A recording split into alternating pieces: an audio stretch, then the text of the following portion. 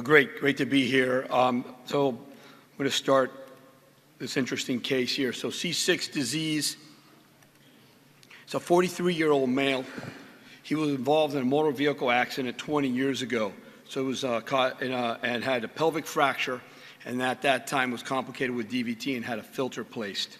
He's had history of DVT in the past, comes and sees us on apixaban, but now has this worsening right calf venous ulcer. And I show this CT scan so that we don't have to say I would get a CT. We got the CT, and I just want to pay attention to a couple things. You can see the varicosities along the abdominal wall. We can see kind of different veins around the periportal region. You see the aorta. You see a suprahepatic IVC, an IVC at the level of the renal veins, and really don't see much afterwards other than a filter that's in the IVC. You don't see much of iliac veins. You see something, but really not tubular. And then when you get into the pelvis, again, a whole kind of array of different collaterals, and really impressive at the inguinal region over the common femoral veins. And just showed a couple pictures here. Again, reconstructions. I think these are sometimes very helpful. Allows you to maybe see, hey, there's a residual vein somewhere. At least, you know, how easy is my recanalization going to be? You see the type of filter there. We'll talk about that. So basically, for my discussants here, how do you treat this? How do you approach this? How do you treat this as 43-year-old male with history of a IVC filter, bird's nest IVC filter in place, who comes in now with this ulceration in the foot? Well, this is a very complex case. You know, we have a young male, which is good because that's gives us the leeway of his young protoplasm. But with a chronic venous obstruction in the pelvic area and having to reconstruct this implies trying to reconstruct the iliac veins that have been occluded for a while, along with the inferior vena cava up to the filter. And you have the filter to deal with as well. Obviously, the first course of action is to use compression stockings, facilitate the return of blood through all those collaterals that this gentleman has developed through the years.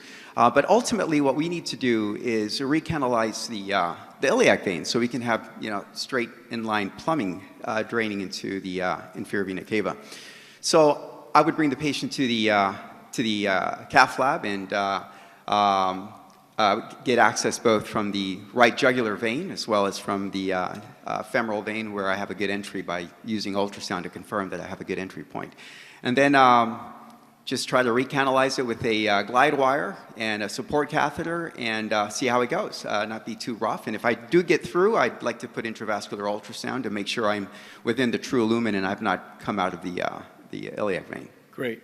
What kind of catheters? Do you escalate your catheters or wires? Do you always stick with that, or do you have like a number of different techniques or catheters that you may use to get through? I've always been quite fortunate just with a glide wire. I don't use Terumo. I use zip wire in the OBL setting, and I've done several of these chronic obstructions in the OBL setting. And I would use the zip wire, 180 length zip with a angled tip. And a support catheter like a Quick Cross or a Specs catheter. And I've even, in occasions, have used a angled glide catheter, a tapered angled glide catheter. And they go fairly easy, but sometimes you need support from above. That's why I always access the jugular, just to make sure I have access from above and I can maybe snare my wire down through all this, these things. And then obviously the reconstruction of the distal IVC and the iliac veins becomes a challenge, and what stents to use at that point. So we're talking stents. How about the filter? Do you keep the filter in? Do you try to take it out as a bird's nest filter? Well, for this bird's nest filter, I probably would just leave it inside and just wall it off with the stent. I would use a stent that has good radial strength. Boston Scientific, with their wall stent, kind of set the pace for what we did in the past. Now we have the Abra stent, which has a very good radial strength and can be used appropriately. Great. All right. Perfect. I don't want to run out of time because I don't want Lowell on me here. But so I agree that I would leave that stent in there, but that's already outside of the cava. If you put your stents through there, you kind of own that, so you have to discuss it with the patient before that you're going to leave it there. It's outside because it's going to look really bad on CTs later on. They need to know about that. Correct. So you're saying you're going to get what we call endo trash, right? You're going to get this thing against there and hoping that your stents will become the only way. And along that track, I was going to ask, were there any signs or symptoms from penetration causing issues with None that we know of. at this time? Yeah. And so, as you know, Tino, I've talked many times about leave no filter behind, and we've been successful in taking out 30-year-old greenfield filters using Cavaclear and forceps. But out of all the filters that I have not been able to get out, this is the one that's the most difficult.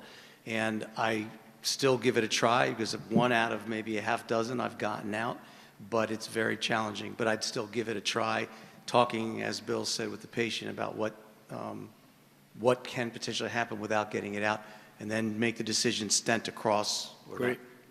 So what'd you do? All right, so what did I do? We got one more comment before what we did? Okay, I'll tell you what we did.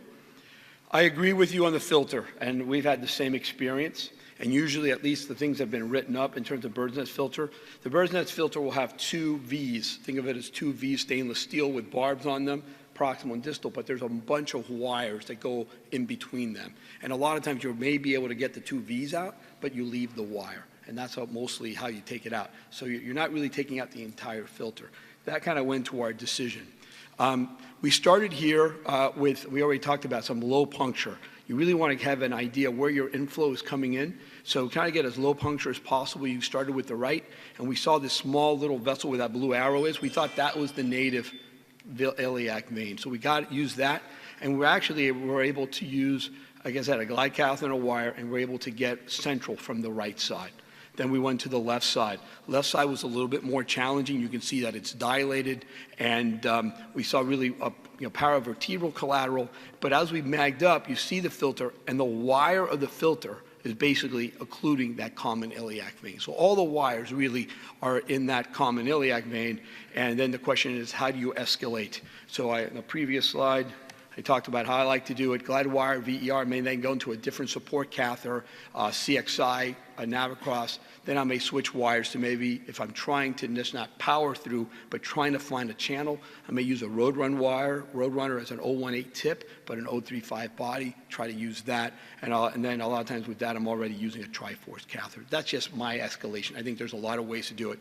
I think one of the discussants talked about going jugular. I think it's great to have jugular access. I don't start with jugular access, but it's something that I'll quickly go ahead to getting jugular access if necessary. So we were able to get across here using the Roadrunner wire, and we got into the IVC, and at which point then we go to IVUS. I think there's a lot of ways you can confirm where you are, and I think it's really important when you do these recanalizations that you know you're kind of in the right neighborhood, the right, what I call a zip code. You don't want to be kind of paravertebral and all of a sudden dilate and never check. And I think IVUS can really help for that. You can also get an idea how chronic this is. You see how basically echogenic this kind of shredded vein is and fibrosed vein. And then also you can use a cone beam CT if you have that in the hospital setting. We went ahead and pre-dilated here just really to get our IVUS up and get some idea how is the patient going to respond to this procedure. We then went ahead and we already talked about stents, and I agreed here with using what I thought was really maximal in terms of the strength of the stents. So we used double barrel Albre stents that we dilated to 14 millimeters, and we start seeing some flow, and you see here dilatation. Again, here, inflow, outflow conduit. So here we start looking at how's our outflow, how's our inflow, use a lot of IVUS. You can start seeing, we saw with IVUS at the top stent, there seemed to be some narrowing, went ahead and dilated that, and then we were able to ensure outflow. Our inflow on the left was somewhat compromised. We had to pretty much extend it down to where that flow was coming to what I consider the common femoral vein. So in this area, I used a silver Venous stent because I thought it was going over the inguinal ligament. I'd like to use that stent in that area to try to get the inflow and outflow. Patient did well. We were able to, continues on anticoagulation, and you can see basically within 6 weeks significant healing, and he's continued to do well with that treatment. Do you have any other comments? Beautiful results. One more comment. There's starting to have some popularity in the use of laser during these chronic occlusive cases. What's your experience on that? Yeah, so I think when you look at for these chronic, in terms of crossing or recanalization, other sharp techniques. We've already heard people today talk about whether you use a laser, or use a Bayless wire, a sharp recanalization, even a long Chiba needle we can use for that. I think all that, you really kind of know what your anatomy is. I use that almost as my second level. I usually stick with a catheter wire and try to get in, and then if I have to bring the patient back a second try, then I'm using those kind of techniques. Mark? Yeah, one comment I think for the audience is it's important to use IVIS here to make sure of your location. I was asked to review a legal case of a stent that was placed actually in a paravertebral collateral that was causing patient horrendous pain and became a real problem. So I would just reiterate, use IVIS to just ensure where you are before you start to put more metal in. 100%. I think those collateral pathways are really well developed in these patients. So you kind of get an idea, am I really, and that's a lot of times where the IJ helps you because you kind of work retrograde. But I think that's really important. I'm sure you agree, more important than even using IVIS is multiple planes when you're recanalizing. Right. So It doesn't have to be IVIS. It could be multiple planes. It could be a cone beam CT, whatever it is, but assure yourself that that's where you are.